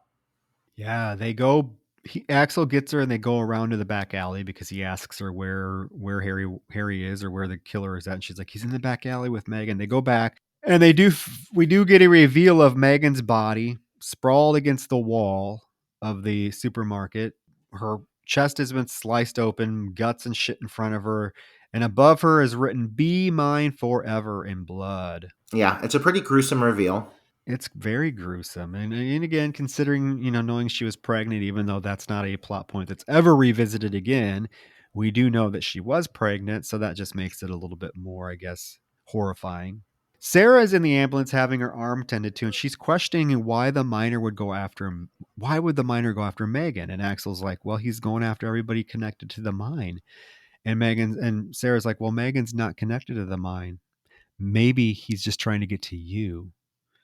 And Axel's like, "What are you talking about?" And she's like, "I'm not blind, Axel." So we do get revealed that Sarah is aware that Axel was having an affair with Megan. She's so cold about it too. I love it. Sarah, like, you said about the original film in the last review, you mentioned that Sarah, for while she's like, she's a good final girl, she doesn't really do a ton just because the story is so bogged down with the men and them being so present.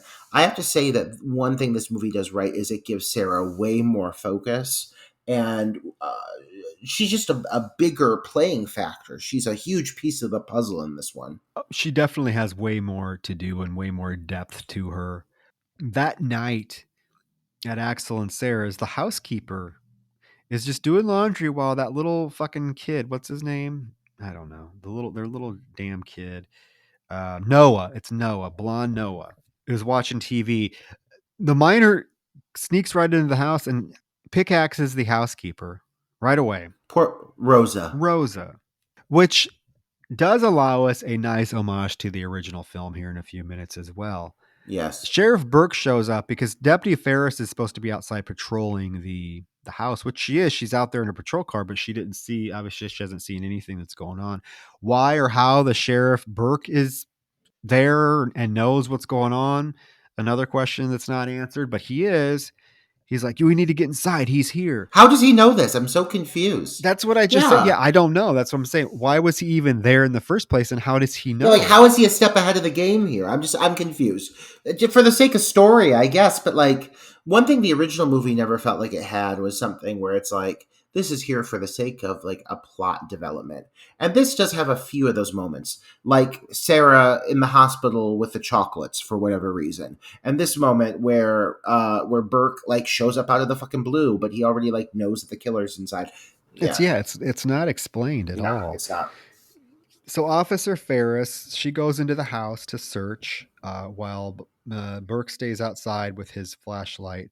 She finds poor little Noah crawling around on the floor. This kid He's he silent. can't even crawl He effectively. No, he can't even like. He just looks dead eyed into the camera, and you can tell. Like, I feel like the director is just like, we just have to take what we've got at this point because he doesn't mutter a word. He just kind of shakes his head. So it's very uncomfortable. This whole moment between the child and the lesbian. Meanwhile, Burke is like turning the porch, and he sees the light emitting from a mask. So he goes to peer over the edge of the porch, and he sees that a mask has actually been planted at the edge of the porch, almost like, to distract him, to lure him. So these two moments are kind of intercut back and forth between Burke and the female deputy. Um, I really love how these kind of like build up together, and one happens right after the other. It seems very well played. Yeah, because she tells Noah to stay put and only to come out when she tells him to. And she hears like this thudding coming from the laundry room. So she goes into the laundry room and she sees that the dryer is covered in blood. So she opens the dryer and we get the same scene from the original with the burnt fucking housekeeper's body falling out of the dryer. Very gruesome. This one looks super realistic. Like, Oh, although, it's really but well here's the done. thing, Roger. She was not in the dryer that long. No, she's in it for maybe like 10 Yeah, minutes. not even that. And No. this woman is burnt to a fucking like her skin is literally melted off. She was in the dryer for a total of 5 minutes. That's got to be a really high powered dryer. it's another. Yeah, I was wondering that. I'm like, okay, come on. She's been in there 5 minutes and she's already melted. Yeah, it's like sizzling. It's Yeah. gnarly, but it does not make any sense whatsoever. Meanwhile, Bert is on the porch. He hears the screaming and he turns to the sound, and he is instantly taken by surprise by the miner, who takes his pickaxe and uppercuts it into Bert's jaw. It like hooks through his jaw. It's pretty disgusting. And with like a really violent yank, he rips the jaw off, and a spray of 3D blood goes all over the camera. It's absurd. It's so absurd. Well, yeah, and the jaw flies towards you, like the jaw rips off and flies towards the camera.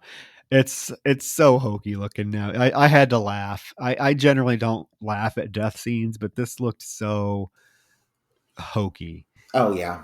Oh I yeah. mean, the CGI blood looks ridiculous. The jaw flying at the camera looks ridiculous. Burke falling backwards off the porch as blood the CGI blood is squirting from his head looks ridiculous. I'm like, oh God, this did not age well. And I mean, it's only been 10 years, but it looked good at the time. It looked good at the time. I still stand by the fact that some of these movies that had this 3D CGI treatment really deserve a CGI remastering, where they go in and they like upgrade the effects for just like the sake of cinema, not for the sake of 3D animation, because it is so distracting at times. In theory, this death is really cool. And like I said, when it came out, it looked great, but now, whew. Tom calls Sarah and tells her, well, she tells him she was attacked by Harry Warden. They still think it's Harry Warden. He says, I don't think it's Harry. I need to talk to you. I need to show you something. Please, I'm going to come get you. So he does. He comes and gets her from the hospital. Moments later, Axel shows up to pick up Sarah, and the nurse is like, "Well, she already checked out with Tom Hanniger." And of course, Axel is none too thrilled. No, but that nurse is so pleasant though. Let's give a moment for that nurse. God. She's like that handsome Tom Henniger. Which didn't make which pissed Axel off even more. I He doesn't want know. he doesn't want to be reminded about how handsome Tom is. I'm shocked he didn't punch that nurse. She's in riding in Tom's truck, and he is telling her that he thinks Axel is responsible for the murder. I mean, he comes out right out with it, and he's like, I think Axel's responsible for the murder. She's the one that's been doing this. At the same moment, Axel actually calls Sarah, and she has to pretend like that she's not talking to Axel because she doesn't want Tom to hear. Axel's telling her that she needs to get away from Tom ASAP because there's something she doesn't know about him, and that is that he has spent the last 7 years in a mental hospital. Please get out of that car. So she's like, okay, mom, yes, thank you for letting me know. So she hangs up and she tells Tom, she's like, hey, that was my mother. Noah's sick. I need to get back home to him. And Tom's like, that wasn't your mother. She's like, no, I really need to get back home. He's like, no, you're not going back home. I need to show you this. You're in danger. Axel's going to do whatever he can to make you think it's me. So, goddamn it, you're staying with me. This is when she does take matters into her own hands and she grabs the fucking steering wheel so that the car crashes into a fucking tree. And there is the lovely, again, 3D effect of the tree branch busting through the windshield and going all the way out to the back windshield, just missing both of them by inches. I do love that Yeah, moment it's though. cool. I think, and I do also like that, like his flip from normal to like neurotic and like borderline unstable is very quick, and he plays it pretty well. Jensen Ackles, like sometimes I forget that he's actually a quite capable actor. Like he's so pretty. I'm so used to him from Supernatural, just playing that same kind of role. You forget that he's actually a really skilled actor. I know he's in the new season of The Boys coming out, and I hope that really challenges him more because when you have him in some of these roles, he's super capable. But yeah, I like that how he flips so quickly, and it gives her all the more reason to be like, I've got to figure something out. So yeah, she crashes the car and gets out of the vehicle, and she takes off on foot. She takes off on foot. She runs and she ends up at the house, Axel's father's house. This old ramshackled house that has now played a prominent part in the film, probably more than it should.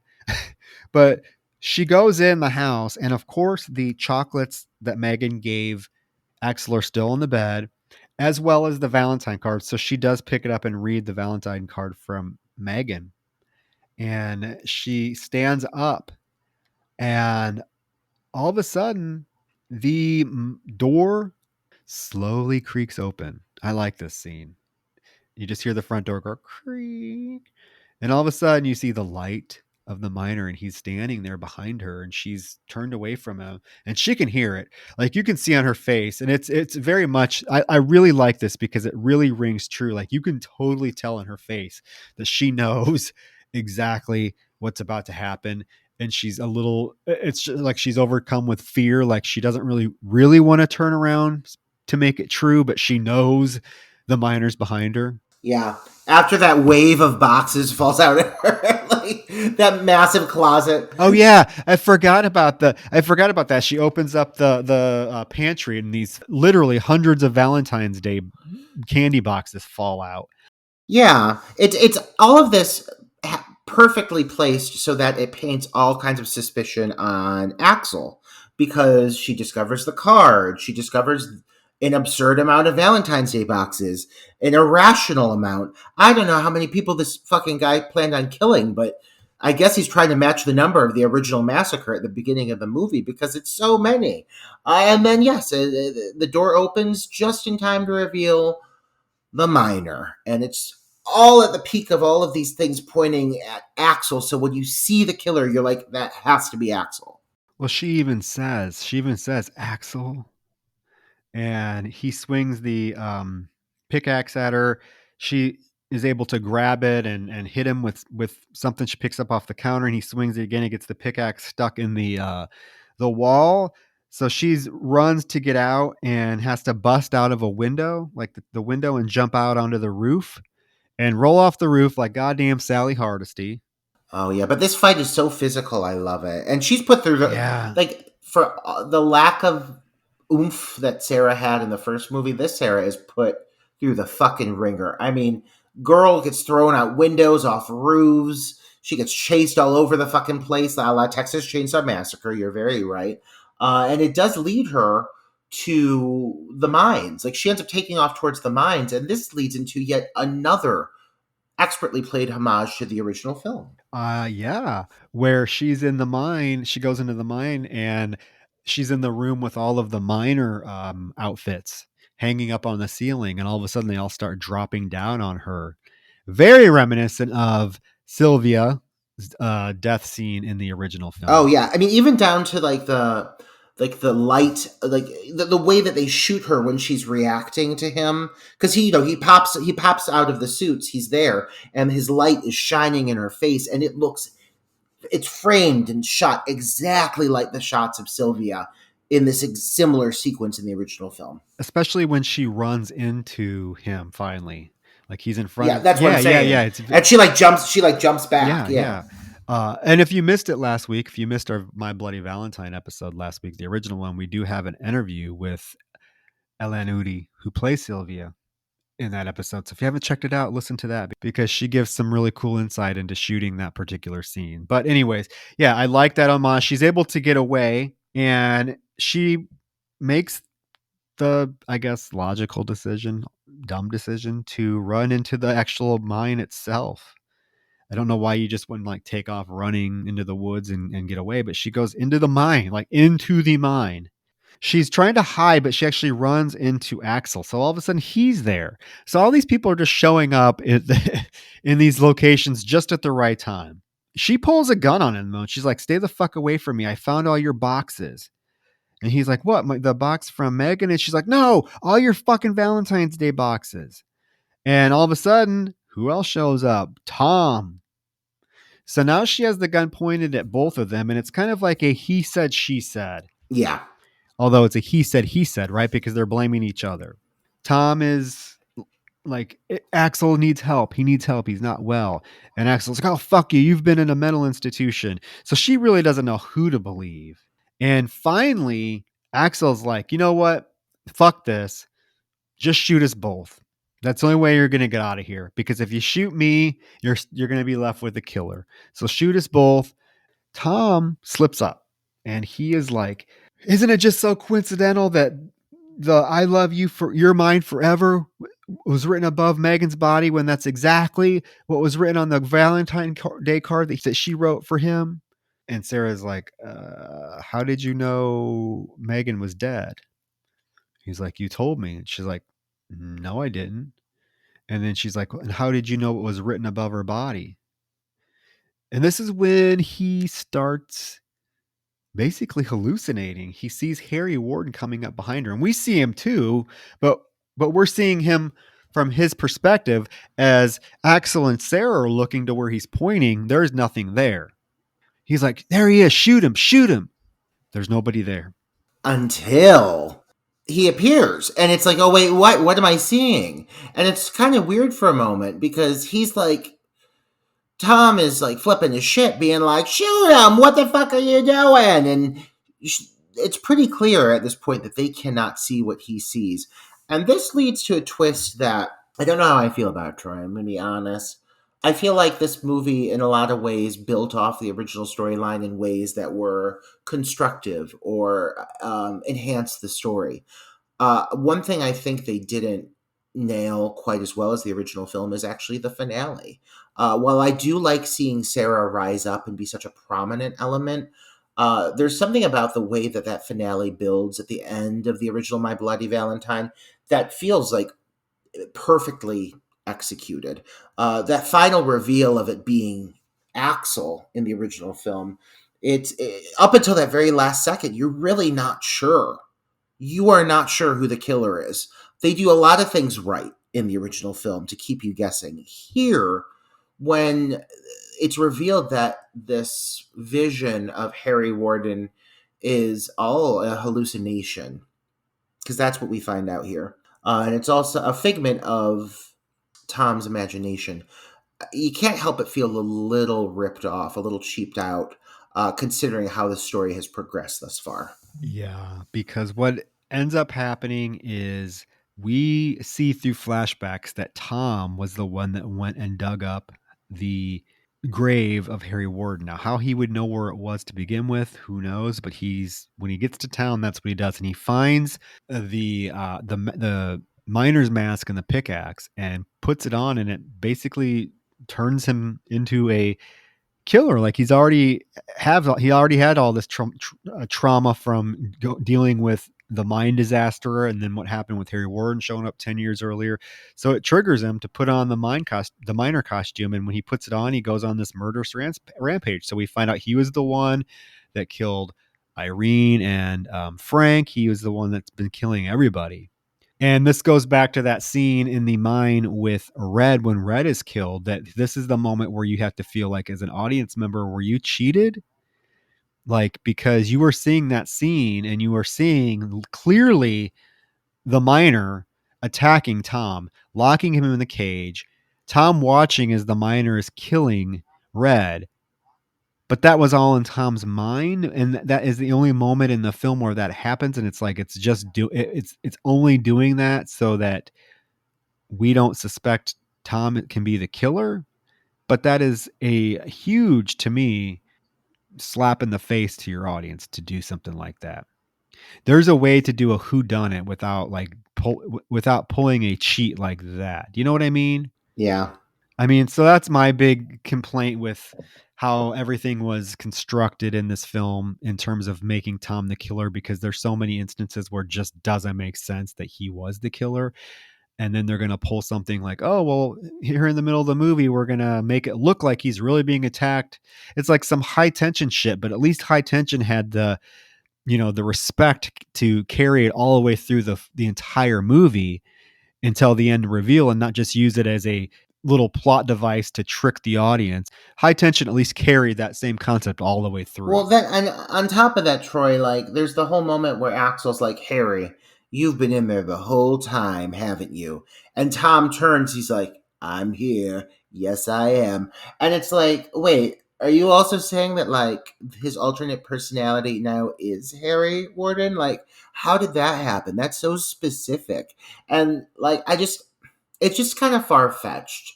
But the whole movie's kind of far fetched, so, like, okay, but it's just not the most satisfying payoff. The original definitely wins in regards to conclusion. The original did it right in terms of their killer and how they revealed the killer. This was a little, I'm just be honest with you, it felt like a little bit of a cheat. But I do appreciate that they tried to flip the script. They did flip the switch, because in the original Axel is the killer, and they flipped it so that Tom is the killer now. Although it makes me pissed that Sarah's going to be stuck with fucking Axel now. I know. And you can't convince me that they saved that relationship. At this point, there ain't no way. Like, I hope not. God. This, of course, leads into a big fucking battle between the two men, very much a la the original film. And they're fighting and struggling, and eventually Axel gets stabbed in the torso pretty severely. And Tom takes off into the mines. And Axel gives Sarah his gun, and he's like, there's one bullet, don't miss. And so she like kind of like steps back out into the mines, and he's coming right back. Like, it seems like Tom like just ran off, and now he's turned right around with his pickaxe, and now he's like full Harry Warden mode. So it's kind of weird the way this is set up, but I do love the fact that he is much like the original film, bashing out all the light bulbs, exact same as the original movie. Every light bulb, as he passes it, he bashes it with the pickaxe. So at least the imagery here is striking and makes you feel like you're watching the original film. And every time he bashes it and the light goes out, did you notice you get a flash of him in the miner's costume? Yes, I loved it. Yeah. It's really cool. Yeah, that's something that's really well done. Yeah. I like that. Finally, he gets up to Sarah, and she's like, Tom, please don't. And he kind of looks at her for a minute and sets the pickaxe down, and you think he's going to like surrender, but then he grabs it to raise it up, and she fucking shoots him. And again, another hokey 3D CGI effect of the bullet. This is the worst CGI effect in the movie. It's horrible. It's the bullet coming out of the gun. The bullet's coming towards us. It goes into his side, through him, goes into the canisters behind him. What ends up happening is that the mine blows up. Sarah and Axel are able to get out, but it blows up and traps him in the mine.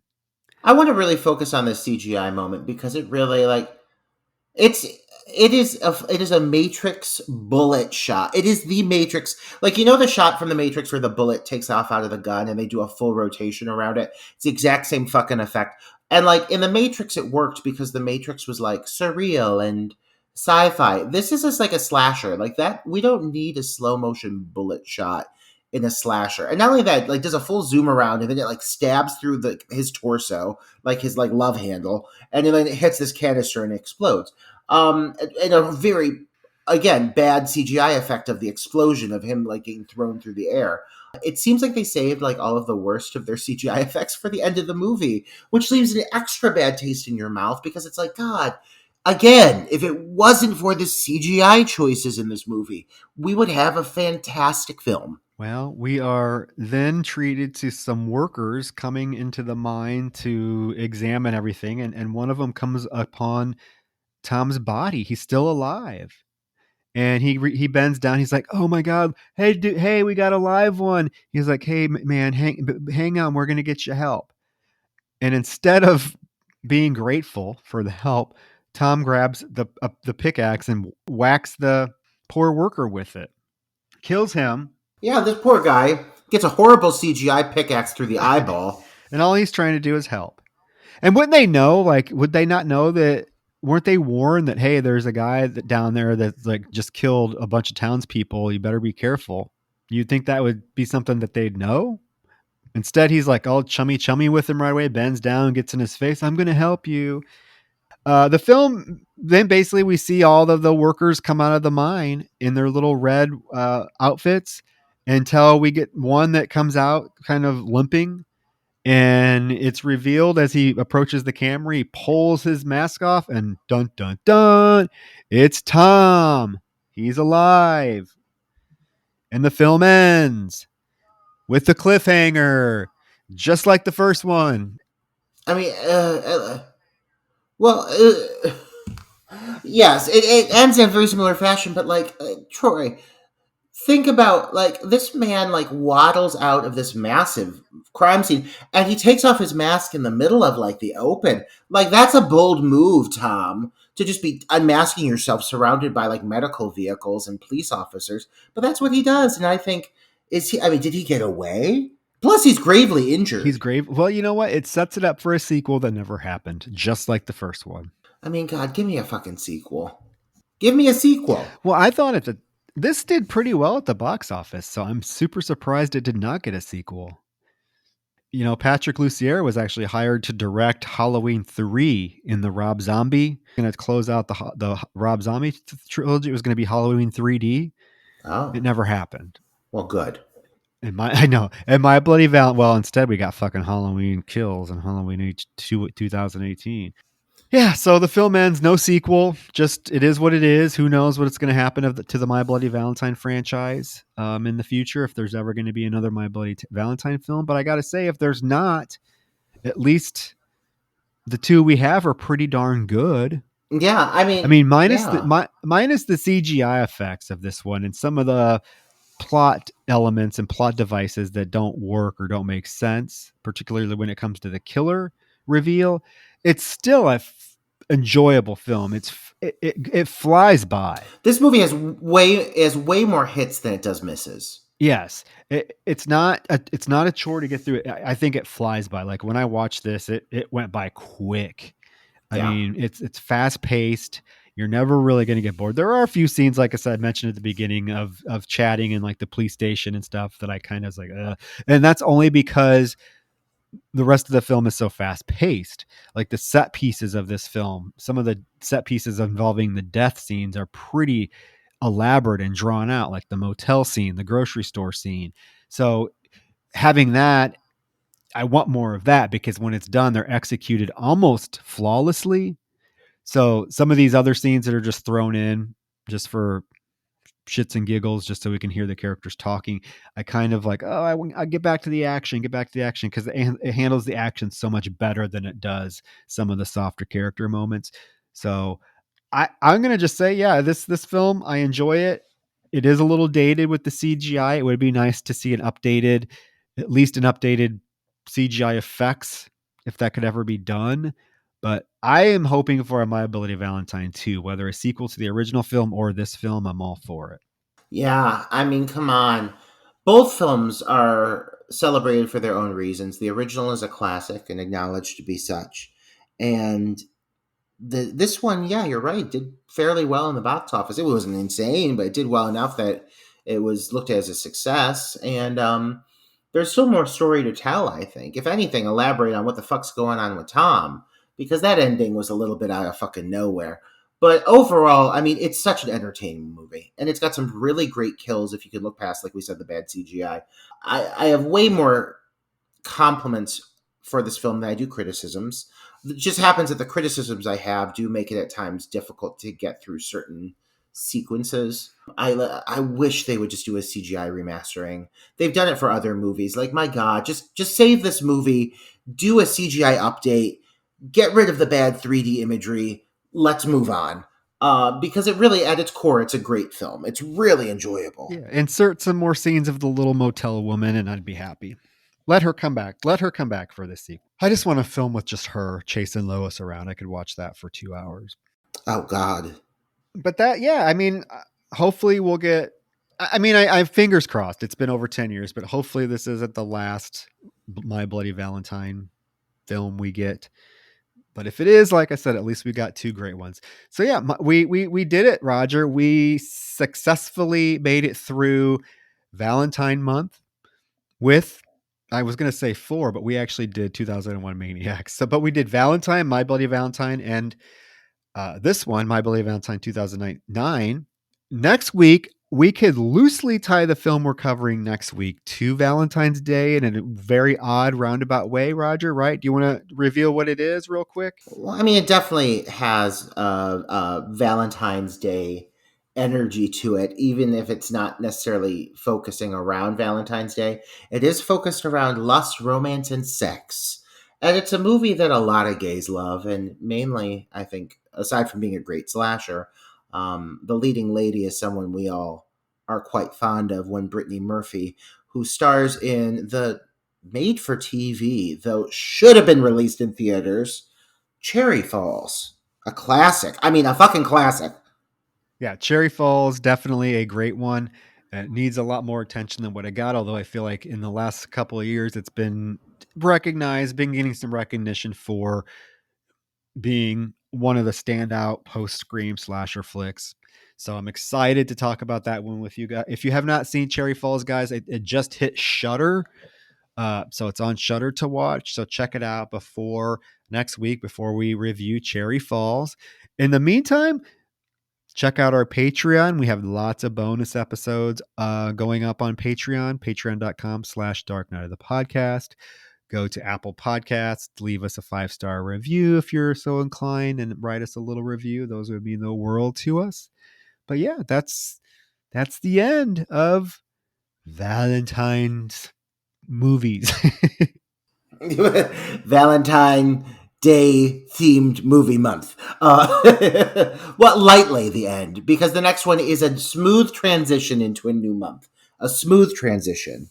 Yes, and we have some great stuff coming up for March. So stay tuned for that, okay? Yeah. Oh my God. Good things. Real good. But yeah, guys, thank you. Thank you, listeners, for being our Valentines this month. We appreciate it. So until next week, try not to lose your virginity until then, because it's Cherry Falls. Oh God. Well, that won't be that difficult for me. Right. So, Me neither. on that note, you guys, I'm going to bed. You all have a great night, and don't be having sex. All right, guys. Good night. Good night.